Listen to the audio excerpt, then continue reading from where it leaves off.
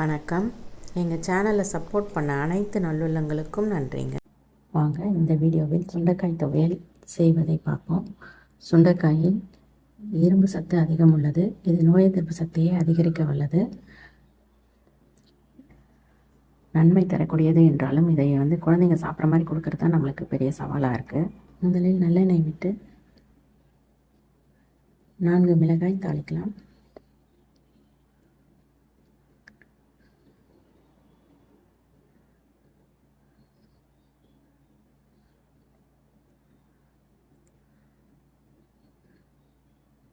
அடுத்தது 1 table spoon உளுத்தம்பருப்பு சேர்த்து சிவக்க வறுத்து எடுத்துக்கலாம்.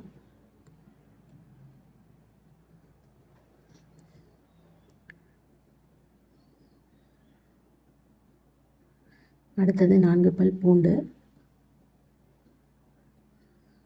வதக்கி எடுத்துக்கிறேன்.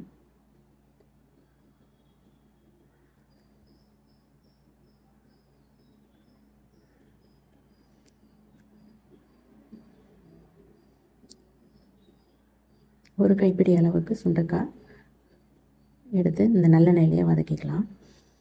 இந்த சுண்டைக்காயில் உள்ள இரும்பு சத்து அதிகமாக நம்ம உடம்புல அப்சார்ப் ஆகணும்னா நம்ம இதை சாப்பிட்ட உடனே தயிர் சாதம் சாப்பிட்றத தவிர்க்கணும். ஏன்னா அதில் உள்ள அதிகப்படியான கால்சியம் இந்த இரும்பு சத்து அப்சார்ப் பண்ணுறதை டெம்ப்ரரியாக தடுக்குது. சிறிது நேரம் இடைவெளி விட்டு 3 மணி நேரம் கழித்து தயிர் சாதம் சாப்பிட்லாம். சுண்டைக்காய் நல்லா வதங்கிடுச்சு.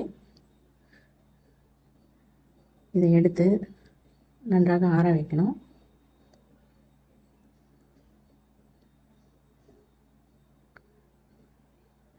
இதுக்கு தேவையான அளவு தேங்காய் ஒரு 8 பல் எடுத்திருக்கேன்.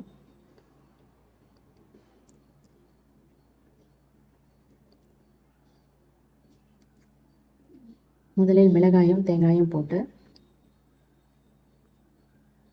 மிக்சியில் அரைச்சி எடுத்துக்கலாம்.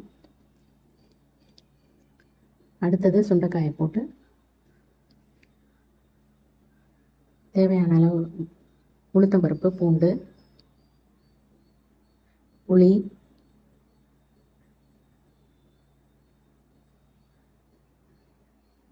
தேவையான அளவு உப்பு போட்டு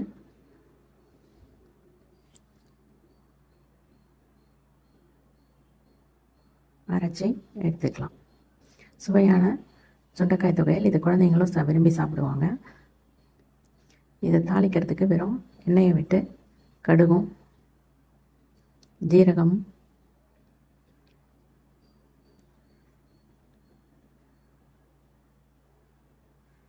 கறிவேப்பிலை,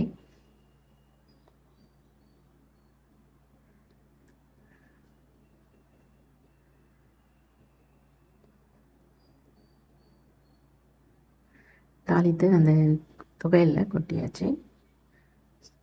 நன்றி. சுண்டைக்காய் துவையல் தயாராகிடுச்சு.